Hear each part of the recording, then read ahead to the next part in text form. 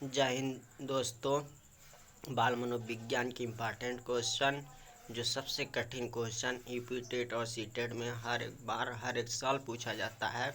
इसी जो भी student UP TET C TET की तैयारी करना चाहता है वो हमारे यूट्यूब चैनल को सब्सक्राइब करें और बेल आइकन का बटन दबाएं। देखिए पहला क्वेश्चन, जिन पियाजे मुख्य रूप से किसके अध्ययन के लिए जाने जाते हैं।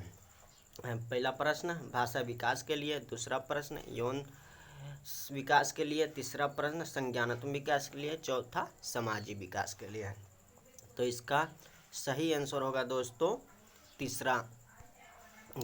तीसरा संज्ञानात्मक विकास के लिए।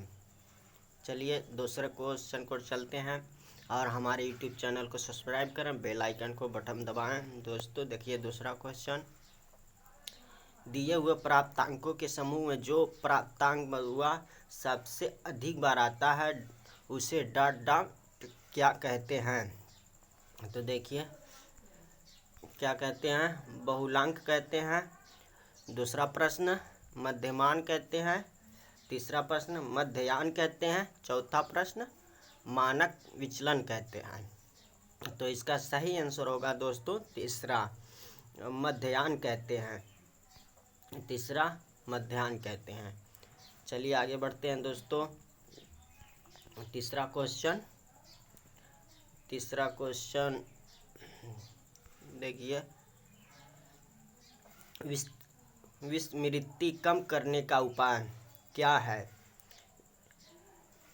पहला प्रश्न सीखने में कमी, दूसरा प्रश्न सीखने की त्रुटिपूर्ण विधि, चौथा पाठ की पुनर्वृत्ति और पांचवा स्मरण करने की कम ध्यान देना।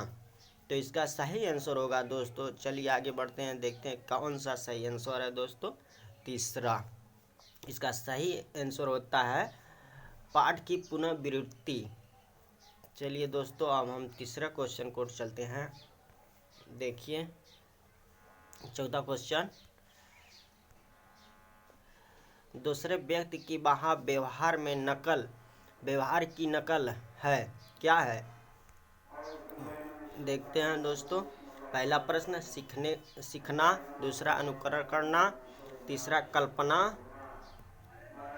कल्पना, चौथा चिंतन। इसका सही आंसर होगा दोस्तों दूसरा अनुकरण करना। देखिए बच्चे तब दूसरे को देखकर सीखते हैं, उसको हम अनुकरण कहते हैं। चलिए इसी तरह से हम पांचवा क्वेश्चन देखते हैं। दोस्तों क्रोध व भय प्रकार है, क्या है। क्रोध और भय प्रकार है, कौन सा है।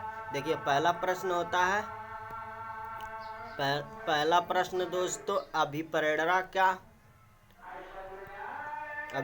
का, दूसरा संवेग का, तीसरा परिकल्पना का, चौथा मूल प्रवृत्ति का।